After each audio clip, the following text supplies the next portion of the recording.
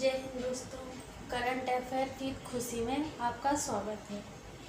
आज मैं आपके सामने एक नया टॉपिक लेकर आई हूँ जिससे आप सब लोग वाकिफ हैं। CDS chief of defence staff. अब तो आप समझ ही गए होंगे मैं किसकी बात कर रही हूँ। मैं बात कर रही हूँ हमारे शहीद जनरल विपिन रावत जी की। जैसा कि आमतौर पे आज का करंट यही है कि हमारे देश के प्रमुख जनरल विपिन रावत जी का निधन हो गया है। उनके साथ उनकी पत्नी श्रीमती मधुरिमा रावत जी का भी निधन हो गया है।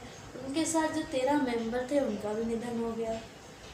उसमें वर्तमान में एक स्थिति ये बताई जा रही है कि एक मेंबर अभी है जिसका अभी इलाज चल रहा है।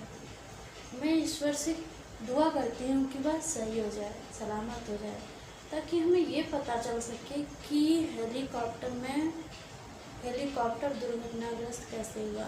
ये भी कहा जा रहा है कि पेड़ों से टकराया। मैंने अभी उसका वीडियो तो नहीं देखा है, पर बहुत बड़ी बात है कि हमारा सेना प्रमुख बैठा है जिस हेलीकॉप्टर में, और वो हेलीकॉप्टर पेड़ से टकरा रहा है। मेरे समझ में नहीं आ रहा है भाई, खिलौना नहीं, हमारे देश के प्रमुख हैं। क्या हो रहा है? जहाँ देखो वहाँ 3 से 4 घटनाएं अभी तक ऐसी हो चुकी हैं। कहाँ फेलियर है हमारे देश में? कहाँ पे फेल हो रहे हैं हम अच्छे अच्छे वैज्ञानिक खो रहे हैं, कहीं मुख्यमंत्री जा रहे हैं, कहीं सेना प्रमुख जा रहे हैं। हमारे देश का क्या होगा? कुछ सोचो भाई। हमें आगे हम ही हैं, हम ही को आगे देश बढ़ाना है। आज हम देश का एक स्तंभ है। बहुत ही दुख की बात है कि इतनी लापरवाही कैसे हो सकती है कि हम अपने मूल रत्न को खो दिए हैं। हम सच्चे दिल से उनको श्रद्धांजलि दे रहे हैं, पर बहुत ही ज़्यादा अफसोस है इस बात का कि हमारे देश में ज़रूर कहीं ना कहीं कोई कमी है। क्यों हेलीकॉप्टर में ऐसा क्या था जो नहीं हो पाया? मेरे तो समझ के बाहर है। बस मुझे बहुत ही ज़्यादा दुख भी हो रहा है, अफसोस भी हो रहा है कि हमारे कर्मी कैसे हैं जो इतने बहुमूल्य पद के व्यक्ति को संभाल नहीं पाए, और ये हमारे आगे फिर हमने एक हीरा खो दिया।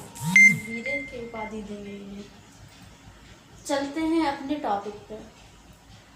हम इनके परिवार से ज़रा रूबरू होते हैं। इनके परिवार में 2 पुत्रियाँ इस समय मेरे नॉलेज में है। अभी इनकी 2 पुत्रियाँ हैं।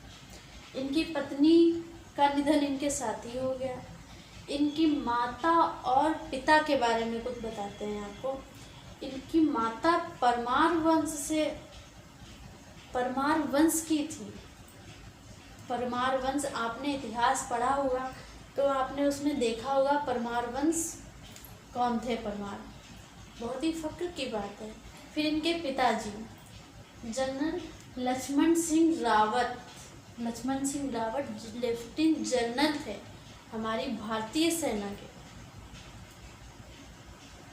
अब अगर इनके जन्म की बात की जाए तो मैं इससे पहले भी आपसे कुछ कहना चाहती हूँ कि मान लो अगर आप तैयारी कर रहे हो किसी जैसे यूपीएससी और पीसीएस लेवल की छोड़कर, अगर आप यूपीएससी पीसीएस लेवल की छोड़कर तैयारी कर रहे हो तो आपके लिए करंट अफेयर में ये पढ़ लीजिए कि हमारे भारत का सीडीएस, वर्तमान सीडीएस थे और ये पहले सीडीएस थे।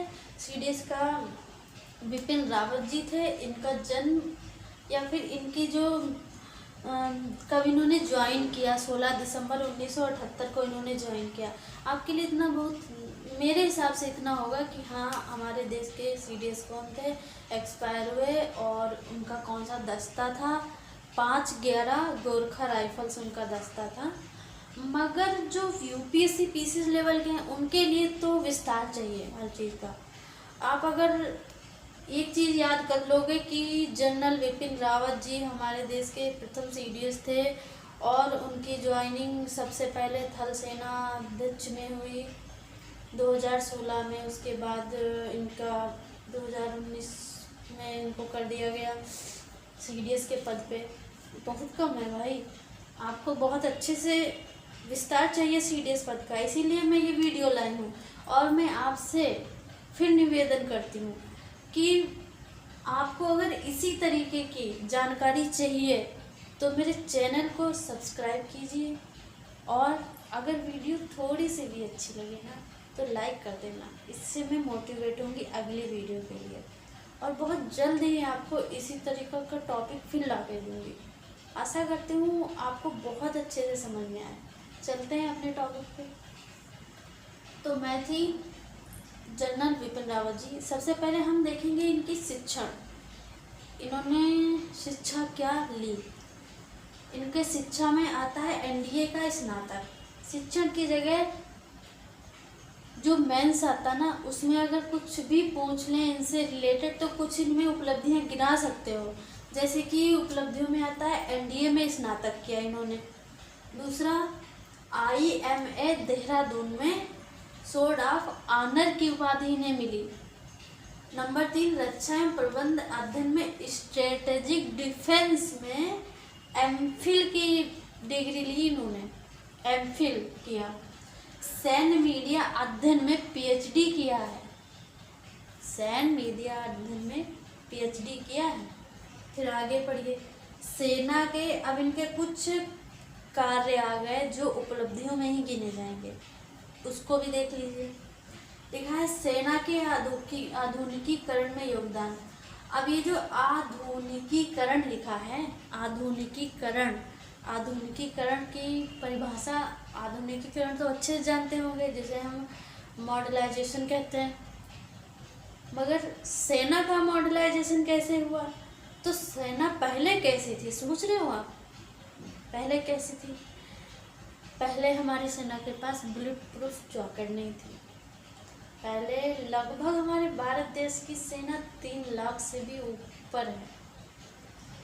तो अभी आपने कुछ दिन पहले टूर ऑफ ड्यूटी सुना होगा, 3 साल का टूर होगा।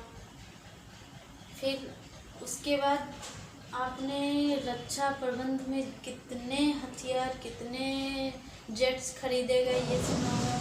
सबसे बड़ी बात राफेल, और अभी ताज़ी बात रूस से S-400 खरीदी गई। अब आपको तो पता होगा S-400 क्या है। S-400 ऐसी मिसाइल है जिसको हम 400 किलोमीटर दूरी तक के जगह को हम अपने सिक्योरिटी दे सकते हैं, और यही S-400 चाइना के पास भी है भाई। मगर चाइना के पास जो S-400 है वो नाम ओनली S-400 का, पैसा रूस ने S-400 का लिया है चाइना से, लेकिन उसके पास S-300 की मिसाइल है, वो सिर्फ 300 किलोमीटर की मारक क्षमता की है। और हमारे पास जो रूस ने, उसका 2010 का मॉडल भाई, हमारा 2021 का मॉडल। 11 साल आगे का, आप 10 साल पीछे का फ़ोन चला लो और आज का फ़ोन चला लो, कितना बड़ा अंतर है। अब आए चाइना, अब करे, अब पता चलेगा जो वो हमारा बाप, जो जिसके बाप है पाकिस्तान, बेटा कुछ नहीं। राफेल आया तो, और अभी S-400 आया ना, कोई कुछ नहीं अब कर पाएगा। जो धमकी देते ना, परमाणु। चलिए आगे देखिए, ये हो गया आधुनिकीकरण। सैनिकों को मिलने वाली सुविधा बढ़ाने से में अहम भूमिका। सैनिकों को बहुत ढेर सारी सुविधाएं भी इन्होंने दिलाई। फिर आगे देखिए, लिखा है सेना में महिलाओं की एंट्री। अभी कुछ दिन पहले, महीने भर लगा हुआ है, तब आया था एनडीए में लड़कियों की भर्ती, इन्हीं की उपलब्धि से भी। सेना में प्रोफेशंस, आर्मी बनाने में सर्जिकल स्ट्राइक और एयर स्ट्राइक। आपको भी पता है किसी देश ने इससे पहले सर्जिकल स्ट्राइक की, वो भी जंगलों में। भारत के बॉर्डर के 7 किलोमीटर अंदर पाकिस्तान में घुसकर हमारे सैनिक मार के आए सर्जिकल स्ट्राइक में। और ऐसा क्या किसी अन्य देश में हुआ है कि दुश्मन देश में घुस के मार के आओ फिर घूम के आओ? हमारे देश में एयर स्ट्राइक, आप खुद जानते हो। फिर सेना को प्रोफेशनल हो गया। कश्मीर में आतंक के खिलाफ आक्रमण नीति। हाँ, मैं मानती हूँ कि कश्मीर में पहले से बहुत कम हो गया है, वरना 370 ऐसे नहीं हटाई जाती। बहुत बड़ी हमारी, ये हमारे लिए प्रॉफिट है कि 370 हटा दी गई। चलिए आगे बढ़ते हैं। आगे आता है इनकी काबिलियत। अगर ये सीडीएस बनाया गया तो इनकी काबिलियत पर बनाया गया, क्योंकि कोई अब ये जो जनरल थे ये 31 दिसंबर 2016 को थल सेना प्रमुख बने, मगर इनकी काबिलियत के दम पर 2 पद उठाकर ऊपर इन्हें सीडीएस का पद दिया गया। 2 पद मतलब कि जैसे कि थल सेना प्रमुख थे इनके बीच और सीडीएस के बीच 2 पद और आते थे, मगर उनको हटा के इन्हें ही दिया गया, क्योंकि ये इतनी काबिलियत थी। इनके पास 42 साल का तजुर्बा था। ये 63 वर्ष के हो चुके थे। अगर ये होते अभी तो 2 वर्ष और कार्य करते 65 वर्ष तक। अब आगे देखिए, तीनों अंगों को इनका जो सीडीएस पद क्यों संग्रहित किया गया, इसका मतलब समझते हैं। सबसे मेन बात आपकी परीक्षा में पूछ सकता है कि सीडीएस पद क्यों संग्रहित किया गया। पहले नहीं था सीडीएस पद, तब भी तो सेना चलती थी। तो इसका जवाब ये है कि जल थल वायु तीनों सेनाओं का, जो हमारे भारत सेना अंग है, तीनों में कुशल संप्रेषण तालमेल रखने के लिए, एक लय में रहने के लिए सीडीएस पद की नियुक्ति की गई। अगर सीडीएस पद की नियुक्ति हुई है तो इससे हमारा तीनों सेनाओं का तालमेल अच्छा रहेगा। और कहीं मान लो युद्ध भी होता है ना, तो तीनों को बराबर सूचनाएं मिलेंगी और हम दुश्मन पर बहुत जल्दी विजय पा सकते हैं। फिर आगे इनके अनुभव, इनका अनुभव ही था जो इन्हें इतने आगे ले आया। 43 वर्ष का अनुभव में भी उच्च क्षेत्रों में लिखा है, ऊंचाई के युद्ध क्षेत्र व आतंक विरोधी अभियान के विशेषज्ञ। अनुभव और विशेषज्ञ में बहुत बड़ा अंतर होता है। अनुभव बहुत छोटा शब्द है, विशेषज्ञ क्या है? अनुभव यह है कि हम किसी चीज़ को अनुभव करें बहुत अच्छे से और उसको पूरी तरीके से छान लें, जान लें। विशेषज्ञ, हम उसके विशेषज्ञ कहला सकते हैं। वैसे ये विशेषज्ञ थे कहाँ? उच्च क्षेत्रों के युद्ध में और आतंक विरोधी अभियान में। आतंक विरोधी अभियान कुछ याद आया? नहीं, मैं बताती हूँ। जो हमारे इस समय सुरक्षा प्रमुख हैं, अजीत डोभाल जी, राष्ट्रीय सुरक्षा प्रमुख, उन्होंने भी बहुत बड़े बड़े कार्य किए हैं आतंकवाद के लिए। ऐसा सुना जाता है कि वो कुछ साल पाकिस्तान में भी जासूस के रूप में लेकर आए, मैंने तो सुना है। चलिए आगे देखते हैं। फिर अनुभव हो गया। अब हम इनके सम्मान पढ़ते हैं कि सम्मान नंबर 1 सेना मेडल, सबसे पहला सम्मान मिला सेना मेडल। फिर युद्ध सेवा मेडल, विशिष्ट सेवा मेडल, अति विशिष्ट सेवा मेडल, उत्तम सेवा मेडल और परम विशिष्ट सेवा मेडल। इस तरीके से इनको 6 मेडल प्राप्त हो चुके हैं। अब आप इनका बहुत ही शॉर्ट में एक सामान्य परिचय भी देख सकते हो। लिखा है जन्म 16 मार्च 1958 में हुआ, मृत्यु 8 दिसंबर 2021 में हुई। स्थान कुन्नूर तमिलनाडु। निष्ठा भारत। सेवा भारतीय सेना। शाखा भाभा चंद्र प्रकाश सिंह सलाहकार।